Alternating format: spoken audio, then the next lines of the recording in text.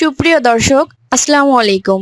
সবাইকে স্বাগত জানাচ্ছি আজকে গুরুত্বপূর্ণ সংবাদে। প্রথমেই জানিয়ে দিচ্ছি সংবাদ শিরোনাম, পরে বিস্তারিত। মার্কিন তৎপরতায় কড়া নজর ইরানের, যে কোনো পরিস্থিতির জন্য প্রস্তুত তেহরান। এদিকে মুসলিম বিশ্বকে বিভক্ত করতে নতুন জোট আনার ষড়যন্ত্র নেতানিয়াহুর। এরপর থাকছে যুক্তরাষ্ট্রের যে কোনো হামলার ভয়ঙ্কর জবাব দেওয়া হবে ইরান। শুনছিলেন সংবাদ শিরোনাম, এখন বিস্তারিত। তার আগে হৃদয় ছুঁয়ে যাওয়া একটি অনুরোধ।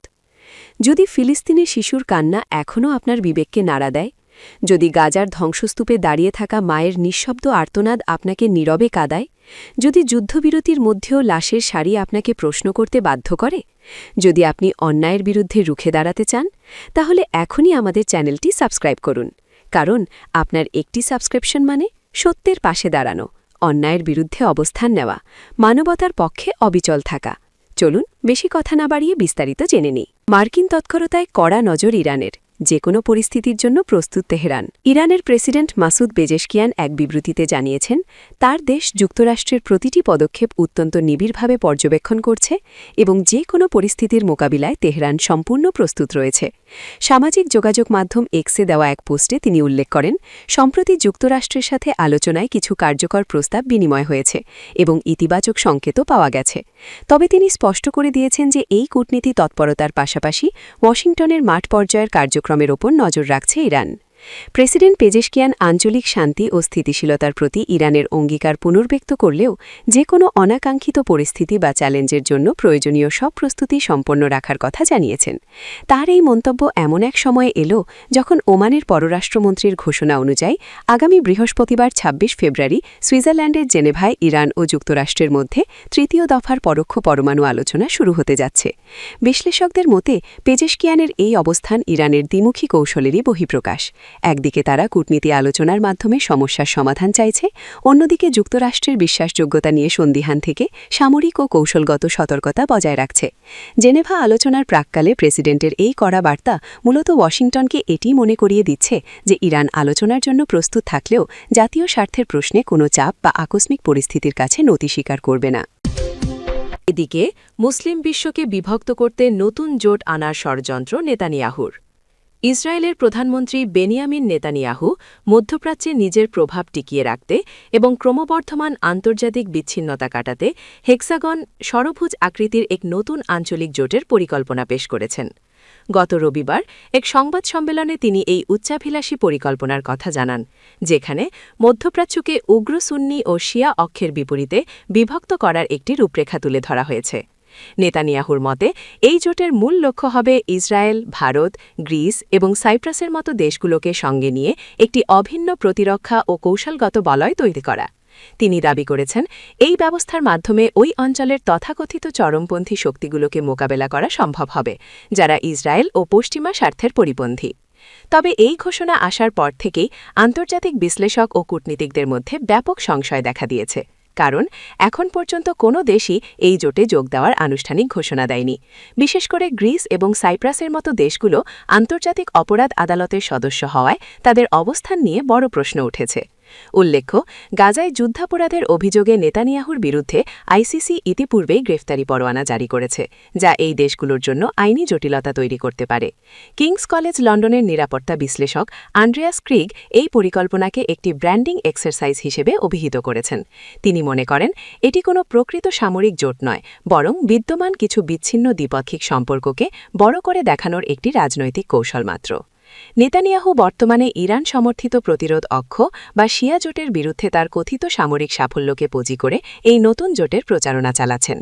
তেহরানের মদতপুষ্ট হিজবুল্লাহ, হুথি এবং ইরাকি সশস্ত্র গোষ্ঠীগুলোর প্রভাব কমানোর দাবি করে তিনি এখন সুন্নি প্রধান দেশগুলোর মধ্যেও ফাটল ধরানোর চেষ্টা করছেন।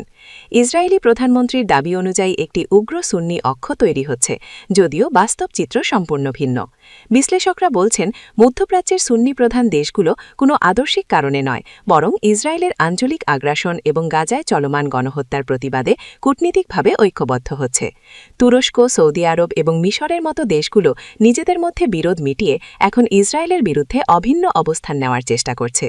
ভারতের সঙ্গে ইসরায়েলের সম্পর্ক সাম্প্রতিক বছরগুলোতে গভীর হলেও নয়াদিল্লি এই জোটে সরাসরি নাম লেখাবে কিনা তা নিয়ে যথেষ্ট সন্দেহ রয়েছে। ভারতের প্রধানমন্ত্রী নরেন্দ্র মোদী ইসরায়েল সফরের প্রস্তুতি নিচ্ছেন এবং প্রযুক্তি এবং প্রতিরক্ষা খাতে সহযোগিতার কথা বলছেন। তবে ভারত ঐতিহাসিকভাবেই কোনো নির্দিষ্ট সামরিক ব্লকের অন্তর্ভুক্ত হওয়া এড়িয়ে চলে। ভারতের বিশাল অর্থনৈতিক স্বার্থ মধ্যপ্রাচ্যের আরব দেশগুলো এবং ইরানের সঙ্গে জড়িত, তাই নেতানিয়াহুর এই অক্ষ বনাম অক্ষ লড়াইয়ে ভারত নিজেকে জড়িয়ে ফেলবে না বলেই মনে করা হচ্ছে। বিশ্লেষকদের মতে ভারত প্রথাগতভাবে বাস্তববাদী পররাষ্ট্রনীতি অনুসরণ করে এবং তারা কোনোভাবেই ইরানের সঙ্গে তাদের দীর্ঘদিনের সভ্যতাগত সম্পর্ক নষ্ট করতে চাইবে না। অন্যদিকে পূর্ব ভূমধ্যসাগরীয় অঞ্চলে গ্রিস এবং সাইপ্রাসের সঙ্গে ইসরায়েলের জ্বালানি ও নিরাপত্তা বিষয়ক কিছু চুক্তি থাকলেও তা পূর্ণাঙ্গ কোনো জোটের রূপ পায়নি। যদিও গ্রিস ইসরায়েল থেকে বিপুল পরিমাণ প্রতিরক্ষা সরঞ্জাম কিনছে, তবুও তারা তুরস্কের সঙ্গে তাদের দীর্ঘদিনের উত্তেজনা প্রশমনে নতুন করে কূটনৈতিক সংলাপ শুরু করেছে। রাজনৈতিক বিশ্লেষক ওরি গোল্ডবার্গের মতে ইসরায়েলের বর্তমান আন্তর্জাতিক ভাবমূর্তি এতটাই ক্ষুণ্ণ হয়েছে যে কোনো রাষ্ট্রই এখন তাদের সঙ্গে দীর্ঘমেয়াদী রাজনৈতিক জোটে জড়াতে আগ্রহী নয়। তার মতে ইসরায়েল বর্তমানে একটি অস্থিতিশীলতার প্রতীক হয়ে দাঁড়িয়েছে এবং দেশটির অর্থনীতি ও সামাজিক কাঠামো যুদ্ধের চাপে বিপর্যস্ত হয়ে পড়েছে। নেতানিয়াহুর ষড়ভুজ জোটের ধারণাটি আসলে এমন এক সময়ে এলো যখন তিনি নিজ দেশে এবং বিদেশে প্রচণ্ড চাপের মুখে রয়েছেন। ইসরায়েলের অভ্যন্তরে বিচার বিভাগীয় সংস্কার নিয়ে গণবিক্ষোভ এবং কট্টরপন্থী ইহুদিদের সেনাবাহিনীতে নিয়োগ সংক্রান্ত বিবাদ তাকে রাজনৈতিকভাবে কোণঠাসা করে ফেলেছে। এছাড়া তার বিরুদ্ধে চলমান দুর্নীতির মামলাগুলো তাকে জেলের দোরগোড়ায় নিয়ে দাঁড় করিয়েছে। এমতাবস্থায় আসন্ন নির্বাচনকে সামনে রেখে নিজেকে একজন বিশ্বনেতা এবং অপরাজেয় কৌশলী হিসেবে প্রমাণ করার মরিয়া চেষ্টা চালাচ্ছেন তিনি। এই জোটের প্রচারণা মূলত তার দেশীয় ভোটারদের আশ্বস্ত করার একটি হাতিয়ার, যাতে তারা মনে করে যে ইসরায়েল বিশ্বে একা হয়ে পড়েনি। অর্থনৈতিকভাবেও ইসরায়েল এখন এক ভয়াবহ সংকটের মধ্যে দিয়ে যাচ্ছে, যেখানে ব্যবসা প্রতিষ্ঠান বন্ধ হয়ে যাচ্ছে এবং আন্তর্জাতিক ক্রেডিট রেটিং সংস্থাগুলো দেশটির অর্থনীতির পূর্বাভাস কমিয়ে দিয়েছে। 2024 সাল থেকে শুরু হওয়া ধারাবাহিক যুদ্ধ এবং বিভিন্ন দেশে ইসরায়েলি হামলার ফলে দেশটির সামরিক ব্যয় আকাশচুম্বী হয়েছে, যা সাধারণ মানুষের জীবনযাত্রায় নেতিবাচক প্রভাব ফেলছে। এই পরিস্থিতিতে একটি কাল্পনিক জোটের স্বপ্ন দেখিয়ে জনগণের দৃষ্টি ভিন্ন খাতে প্রবাহিত করাই নেতানিয়াহুর মূল উদ্দেশ্য বলে মনে করেন অনেক সমালোচক। তারা একে ফ্যান্টাসি ওয়ার্ল্ড হিসেবে বর্ণনা করছেন, যা বাস্তবের কঠিন পরিস্থিতির সঙ্গে সামঞ্জস্যপূর্ণ নয়। নেতানিয়াহুর এই প্রস্তাবিত জোট মধ্যপ্রাচ্যের জটিল ভূরাজনীতিতে বিশেষ কোনো পরিবর্তন আনতে পারবে বলে মনে হয় না, বরং তার এই সাম্প্রদায়িক এবং বিভাজনমূলক বক্তব্য এই অঞ্চলে মেরুকরণ আরও বাড়িয়ে দিতে পারে, যা শান্তি প্রক্রিয়ার অন্তরায় হয়ে দাঁড়াবে। আন্তর্জাতিক মহলে ইসরায়েলের একাকিত্ব ঘুচানোর জন্য যে ধরনের নৈতিক ও আইনি গ্রাহ্যতা প্রয়োজন তা এই মুহূর্তে নেতানিয়াহুর সরকারের কাছে নেই। ফলে এই হেক্সাগন পরিকল্পনাটি শেষ পর্যন্ত কেবল কাগজের একটি নকশা হিসেবেই থেকে যাওয়ার সম্ভাবনা প্রবল, যা বাস্তবায়নের জন্য প্রয়োজনীয় আঞ্চলিক সমর্থন জোগাড় করা প্রায় অসম্ভব।